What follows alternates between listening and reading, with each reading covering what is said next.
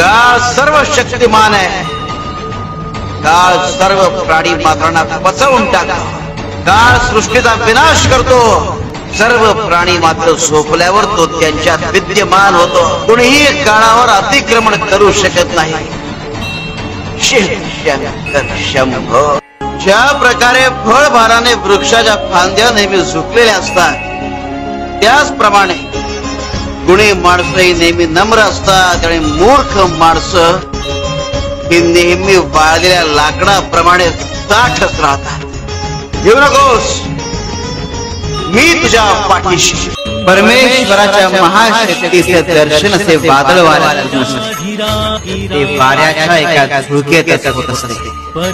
स्वामी समर्थ माझे आई मजला ठाव द्यावा पायी।